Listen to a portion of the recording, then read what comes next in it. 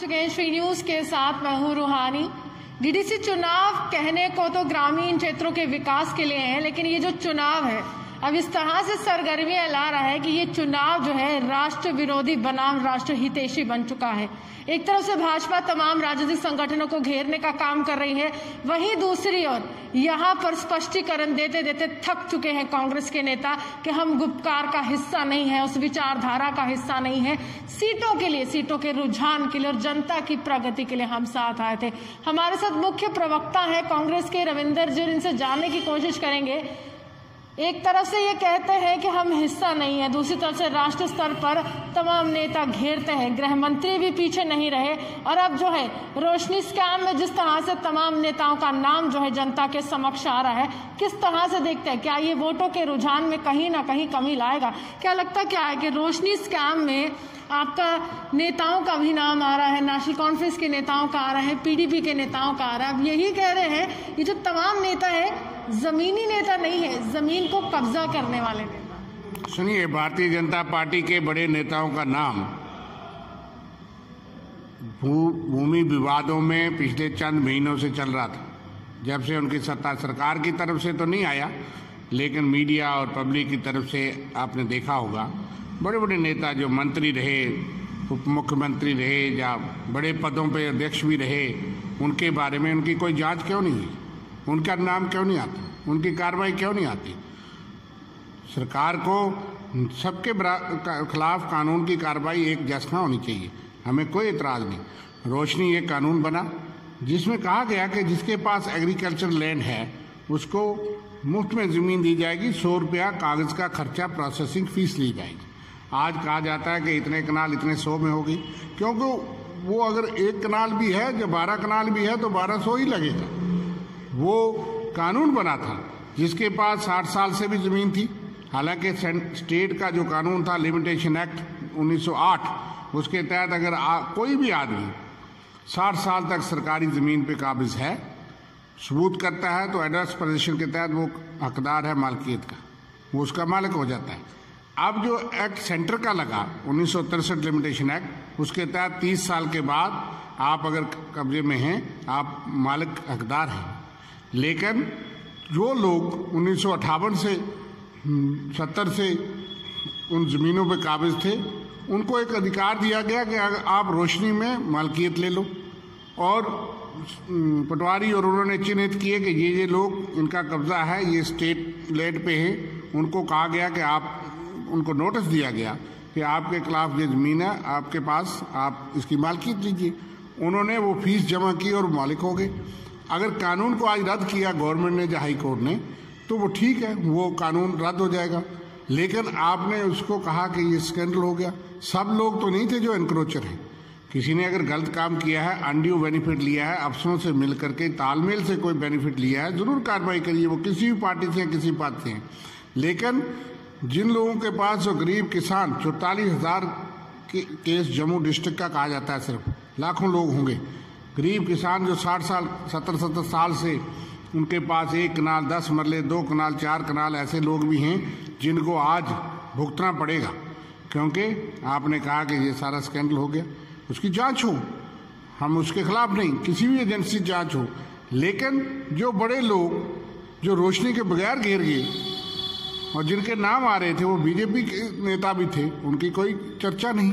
कौन से ऐसे नेता थे सर जिसके लिए कहीं ना कहीं, अगर मैं कहूँ पेंथर्स पार्टी भी प्रदर्शन करते ही रविंद्र ने के घर के बाहर घेराव किया और कहा कि वो नाम उजागर क्यों नहीं किए गए जनता के समक्ष? अगर सबके किए गए तो वो कौन कौन से ऐसे नेता थे जो कांग्रेस भी आज कह रही कि उनके नाम सामने? देखिए, वो नेता सरकार बताए, जनता में पब्लिक डोमेन में उनके नाम हैं। हम ये कहते हैं कि उनके डोमेन में नाम थे, उनके बारे में क्यों जांच नहीं आई? और जांच करके लोग कहते कि हाँ जी, वो भी जवाब देते कि हमारे खिलाफ, उन्होंने भी कभी नहीं कहा कि ये दुष्प्रचार हो रहा है, हमारे खिलाफ जो है वो झूठा प्रचार है। जब आपको जवाब नहीं देते तो इसका मतलब कहीं ना कहीं उसमें कोई सदाकत या कहीं ना कोई दाल में काला है, और उसकी जांच क्यों नहीं हुई? और हम ये कहते हैं कि जो 44,000 लोग हैं, क्या वो सारे विपक्ष के हैं? वो आम आदमी क्या सारे विपक्ष के हैं? अगर किसी आदमी ने गड़बड़ की है, जरूर उसके खिलाफ कार्रवाई हो, कांग्रेस पार्टी का बड़ा नेता भी हो। हमने हमेशा कहा है कि हम किसी भी जांच के सामने हैं। लेकिन कई नेता जो पिछले 6 साल से भी छोड़ गए हैं, कई नेता बड़ी बड़ी पार्टियों के जनशक्ति भी है, लेकिन नाम में आता है कांग्रेस के नेता। और ये मीडिया को भी वेरीफाई करना चाहिए। और हम सब समझते हैं कि इलेक्शन मशीनरी में, बीजेपी के इलेक्शन मशीनरी में सरकार का भी तालमेल है। चुनाव के वक्त ही ये सारी चीजें आती हैं, लोगों को असल मुद्दों से बीजेपी भड़काना चाहती है। जिस गुपकार के साथ, गुपकार की पार्टियों के साथ आज भी करगिल में भारतीय जनता पार्टी सत्ता में है बेशर्मी से, वो सवाल खड़ा करती है। लेकिन एक सवाल है रविंद्र जी, इसमें भाजपा का कोई हिस्सा नहीं है। भाजपा बयान तो दे रही है, लेकिन ये एडवोकेट अंकुर शर्मा ने ये पूरी तरह से सामने लाया। नहीं, मैं गुपकार के आया, वो उसका जवाब मैंने दे दिया कि एक कानून बना और उस कानून के तहत ये कहा गया कि आप जो जमीन पे लोग बैठे हैं उनको गिरदावर पटवारी हर 6 महीने के बाद, साल के बाद धमकाते थे या डराते थे या उनको परेशानी थी। सरकार ने उस वक्त सोचा कि ठीक है, ये लोग वैसे भी जमीन पे बैठे हैं कानून के तहत, कईयों के पास लीज थी 40 साल 20 साल, उनको अधिकार था कि वो एक्सटेंड करा सकते थे। कानून आया, उनको ऑप्शन दिया गया कि आप कानून। ये कह रहे हैं अनुराग ठाकुर कि आप लोग इसलिए गुपकार के साथ आए क्योंकि आपको अस्तित्व बचाना था, कहीं ना कहीं वो जो जमीनें कब्जा की। पे आपका जवाब दे दूं, उस पर आ जाता हूँ कि आपने लीज वालों को भी कहा, आपने देखा नहीं सुप्रीम कोर्ट लोग पहुंचे हैं कि ना हमको कुछ सुना गया ना हमको पूछा गया। अगर हमें सरकार ने कहा कि आप लीज एक्सटेंड कराने के बजाय आप यहाँ आइए, आपको जो कानून है उसके तहत मालकियत दी जाएगी, उन्होंने लीज नहीं एक्सटेंड कराई, लीज गवर्नमेंट ने दी थी और उनको उनके खिलाफ आज स्कैंडल हो गया कि ठीक है आपने कानून ऐसा बना, वो कानून गलत था, सही था, उसका कोर्ट ने, जो गवर्नमेंट ने कहा, मैं तो मानता हूं कि जो फैसला हुआ है उसको जो आप रद्द कर दीजिए, लेकिन आप सिर्फ खबरें बनाते हैं। और दूसरा ये है, मैं ये पूछना चाहता हूं कि जो लोग अदरवाइज कब्जे में थे, जिनको कानून के तहत राइट था कि 60 साल या 30 साल के बाद आपको अधिकार है, आपने उनको रोशनी में का अधिकार दिया, तो उनका क्या कसूर है? हजारों लोग, लाखों लोग ऐसे हैं जो किसान, गरीब मजदूर जो है वो जमीनों पर बैठा है, उनका खिलाफ कानून के तहत कार्रवाई हो अगर कहीं गलती है। लेकिन उन्होंने अनड्यू बेनिफिट नहीं लिया था। जो अनड्यू बेनिफिट वाले, किसी ने मिली भगत से कोई जमीन हथियाई है, कब्जा किया है या मिली भगत से किया है, वो कोई भी है, किसी पार्टी का है, करिए, लेकिन जांच निष्पक्ष हो। दूसरी बात जो आपने कहा गुपकार की बात, गुपकार का जो पॉलिटिकल एजेंडा है, हम उस मीटिंग में कभी जो है वो नहीं गए 4 अगस्त के बाद, 2019 के बाद, और उनका एक अपना एजेंडा है, वो अपनी पार्टियां हैं, उनके साथ हमारे एजेंडे में शमूलियत नहीं है। लेकिन जब दूसरी पार्टियों के खिलाफ, बीजेपी और सिस्टर ऑर्गेनाइजेशन के खिलाफ मत विभाजन के लिए हमने कहा था कि कहीं कहीं आप कैंडिडेट ना खड़ा करिए जहां हम ना करेंगे। हालांकि भरोसा नहीं था कि आप जीत पाएंगे अकेले हो गए हैं, और जिसका जो है वो मैं समझता हूं कि लाइक माइंडेड पार्टीज और वो पार्टीज जो बीजेपी की नीतियों के खिलाफ है कि उन्होंने कानून तोड़ दिए, यहाँ की रियासत तोड़ दी, यहाँ बाहर के लोगों को कानून दे दिया कि आप अधिकार दे दिया जमीन के लिए, नौकरियों का अधिकार दे दिया। आज वही बीजेपी कहती है कि नौकरी सुरक्षित होगी, वो कैसे होगी? कानून आपने बनाए, आपने 50,000 नौकरी की बात की थी, वो तो मिली नहीं, आप 70,000 का टाफी और दे रहे हैं। इसलिए उनकी जो धोखे की, चीटिंग की और बिट्रेल की पॉलिटिक्स के खिलाफ जो पार्टियां हैं, उनको आज भी चाहिए कि वो एक दूसरे को ना हराएं, वो कांग्रेस को ना हराएं। लोगों का एक संदेश जाना चाहिए सेंटर को भी। लेकिन कहीं के हमने देखा कि यहाँ हमारा फैसला भी हुआ था कैंडिडेट नहीं खड़ा करेंगे, हमने तो नहीं किया, लेकिन दूसरी पार्टियों ने खड़ा कर दिया, और मैं समझता हूँ उससे बीजेपी को कहीं लाभ हो सकता है। क्यों? न वो जीत पाएंगे लेकिन हमारा वोट काटेंगे, ऐसी नीति नहीं होनी चाहिए आज भी, और हमारा प्रयास ही होना चाहिए, लेकिन उससे एक संदेश जाना चाहिए था। एक राष्ट्रीय राजनीतिक दल है, और राष्ट्रीय राजनीति की मैं बात करूंगी सर, बिहार की इलेक्शन होती है, आप लोग गठबंधन का साथ देते हैं। यहाँ पर क्या जरूरत आन पड़ी थी कि आप अभी भी कह रहे कि सीट्स के लिए आए हैं, जब जनता ये चाहती थी कि राष्ट्र स्तर पर अगर राहुल गांधी समय समय पर घेर रहे हैं, प्रियंका गांधी वाड्रा घेर रही हैं केंद्र सरकार को, और बहुत अच्छी राजनीति चल रही थी आपकी, क्योंकि आपने बेरोजगारी का मुद्दा उठाया, आपने अनएम्प्लॉयमेंट की बात की, आपने महंगाई की बात की, लेकिन अचानक आप फिर से गठबंधन। कोई गठबंधन नहीं, आज भी बीजेपी भी यही करती है। मैंने कहा कि आज भी गुपकार में पीडीपी, नेशनल कांग्रेस और बीजेपी की इकट्ठी सरकार है कि नहीं है। बीजेपी को ये सवाल पूछने से पहले करगिल से बाहर आना चाहिए था। और कल तक जो उनके अलाई थे, जिनको उन्होंने सत्ता में बिठाया, उन्होंने उस वक्त भी धोखे की राजनीति की, चुनाव किया। प्रधानमंत्री ने भी कहा कि आप इनको रोकने के लिए बाप बेटे को हमें वोट दीजिए। आपने देखा नहीं उन्होंने सरकार बनाई। हम गठबंधन पहले करके अगर चुनाव लड़ते हैं तो धोखा नहीं है, वो लड़ते हैं दूसरों के खिलाफ, देशद्रोही पाकिस्तानी कहते हैं, और उसके बाद चुनाव के बाद इकट्ठे भी हो जाते हैं। ये किसान का मुद्दा भी गरमा रहा है और हरियाणा के कृषि मंत्री अभी भी कह रहे हैं कि चीन और पाकिस्तान की साजिश है, तभी किसान घरों से बाहर आए। अब ये सारी चीज जो है, यहाँ पे अगर आपकी मिस गवर्नेंस है, आप कानून किसानों के खिलाफ बनाते हैं, वो भी साजिश जो है पाकिस्तान और चाइना की हो जाती है। भारतीय जनता पार्टी चुनाव पाकिस्तान से डरा करके, चाइना और इन मुद्दों से एंटी नेशनल ये बातें करके चुनाव लड़ती है। असल मुद्दों पे क्यों नहीं आती कि आज रेत और आटे की कीमत एक बराबर होगी, आज रेत बजरी नहीं लोगों को मिल रहा, आपने टोल प्लाजा पे टोल बाजार लगाए, आपने 4G नहीं खोला 1.5 साल से, आपने 70,000 नौकरियों का आज वादा धोखा दे रहे हो, 50,000 नौकरी तो मिली नहीं, आपने 4 साल से जो एम्प्लॉयमेंट प्रोसेस चला था उस सबको रद्द करके बाहर के लोगों को एप्लीकेशन देने के लिए दोबारा से एडवर्टाइजमेंट कर रहे हो। आप तो जम्मू के युवाओं के साथ धोखा कर रहे हो। जम्मू के युवा ये नहीं जानते, उनका ध्यान भटकाने के लिए पाकिस्तान, चाइना, गुपकार और सारी चीजें आ जाती हैं। सारा केंद्रीय नेतृत्व आता है लोकल चुनाव के लिए, बौखलाहट है, घबराहट है कि हम हार ना जाए। बड़े बड़े मंत्री जो है लोकल चुनाव तो नहीं है। अगर हैदराबाद के नगर निगम चुनाव देखे, वहां पर भी गृह मंत्री का दौरा, वहां पर भी तमाम बड़े बड़े नेताओं का दौरा, जम्मू कश्मीर में भी दौरा। सवाल यही उठता है कि कांग्रेस का राष्ट्रीय नेतृत्व का, अगर कांग्रेस सिर्फ ट्विटर की पॉलिसी से बाहर आएगी कि ट्विटर पर ट्वीट करते रहे और बोलते रहे, लेकिन जमीनी स्तर पर जब जम्मू कश्मीर में आना होता है, सिर्फ रजनी पाटिल हमें दिखी, उसके अलावा कोई भी बड़ा देखो वो हमारी प्रभारी है, लेकिन ये लोकल चुनाव है।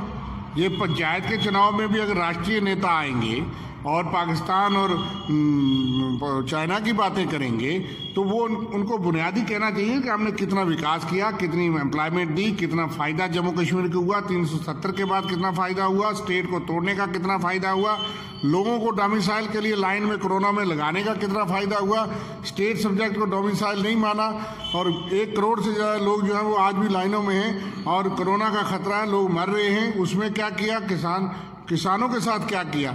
आज किसान जो है 96,000 ट्रैक्टर लेकर के जो है वो सड़कों पे हैं और आप कहते हैं कि किसान को गुमराह किया जा रहा है। वो सारे किसान अपना हित नहीं देखते कि आपने 1800 रुपया यहाँ पे रेट लगाया मक्की का और 1100 रुपया 1200 रुपया क्विंटल पे मजबूर है किसान बेचने को। यही आपकी MSP है, यही आपके वादे थे।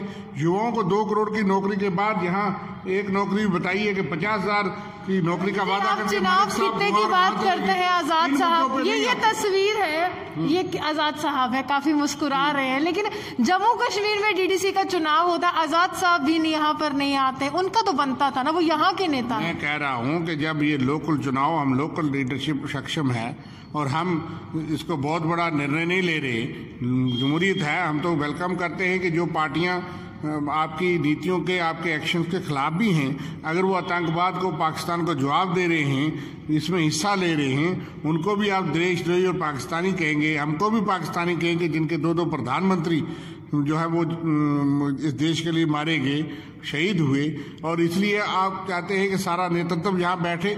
इससे मैं कहता हूँ घबराहट है, क्योंकि उनको लगता था कि हम मुद्दे को घुमाएंगे ताकि लोग बुनियादी मुद्दे जो जम्मू वाले, जिनको हमने बार बार धोखा दिया, यहाँ पे ब्यूरोक्रेसी के हवाले कर दिया, 2.5 साल से यहाँ सरकार नहीं है, तो वो मुद्दे ना पूछ लें। वो इसलिए गुपकार और पाकिस्तान और बाकी जबरदस्ती वो कहते हैं कि कांग्रेस पार्टी, आप खुद करगिल में बैठी हैं, आप सरकार में बैठी। कितना विश्वास है, कितने आश्वस्त है कि जीत आपकी होगी? हमें विश्वास है कि जनता इसका जवाब मांगेगी और इनका अहंकार, इनके झूठ, इनकी फ्रेम उनको एक्सपोज करेगी, और अगर कहीं मत विभाजन होता है उसका लाभ कहीं ले सकती है, लेकिन बुनियादी तौर पे लोग इनकी पॉलिसीज, इनकी कार्य प्रणाली और इनके खास करके पिछले 2.5 साल से और 1-1.5 साल से जो यहाँ पे कोई सुनवाई नहीं, कि आपने जनता के लिए दरवाजे बंद हैं अफसरों के, और अफसरशाही थी, उसमें कोई फरियाद नहीं सुनने वाला।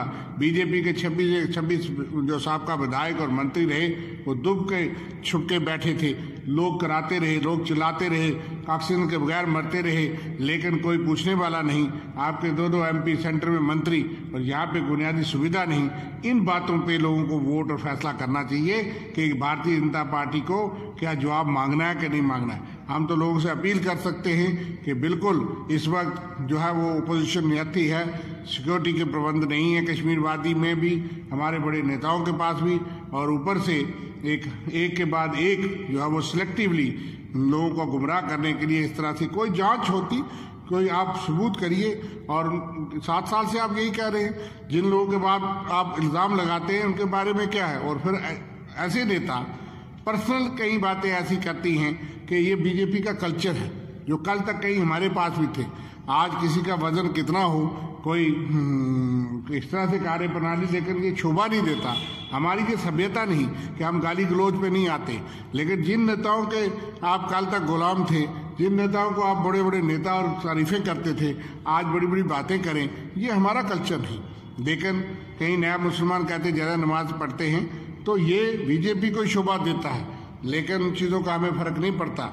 हम जो समझते हैं कि हम अपने झंडे पे, अपने तिरंगे पे, अपने सिंबल पे, अपनी विचारधारा पे और उन चीज़ों पे कंप्रोमाइज़ करने वाले नहीं हैं।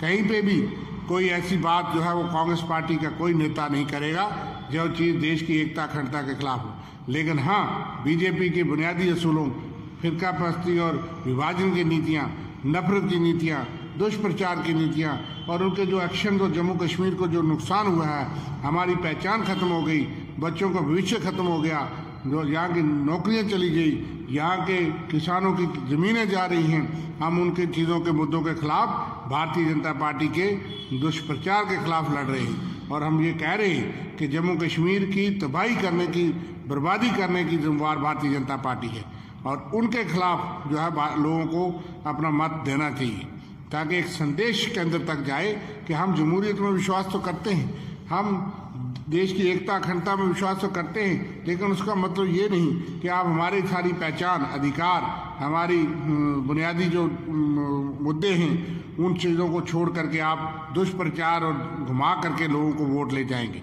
तो लोगों को ठगने की प्रयास भारतीय जनता पार्टी कर रही है। इसलिए बड़े बड़े नेता रोज मीडिया में उसी तरह के बयान देते हैं, लेकिन आप बुनियादी मुद्दों पर चर्चा क्यों नहीं करते, ये भारतीय जनता पार्टी से हमारा सवाल है। शुक्रिया। साफ तौर पर जवाब जो है वो जनता को देना और मतदान केंद्रों तक जनता पहुंच रही है, मतदान में भागीदारी भी ले रही है, अपने प्रतिनिधि को जिताने की कोशिश भी कर रही है। लेकिन कहीं ना कहीं डीडीसी चुनाव ने जो एक पॉलिटिकल वैक्यूम था, यहाँ पर एक पूरी तरह से शांति का माहौल था और राजनीतिक तौर पर इस तरह से बयान नहीं आ रहे थे, लेकिन डीडीसी इलेक्शन ने बहुत से बयान जो है जनता के समक्ष रखे और उसकी प्रतिक्रिया जो है हर एक नेता दे रहा है। इसी के साथ विजय पारस के साथ मैं रूहानी आपसे बता लेती हूँ।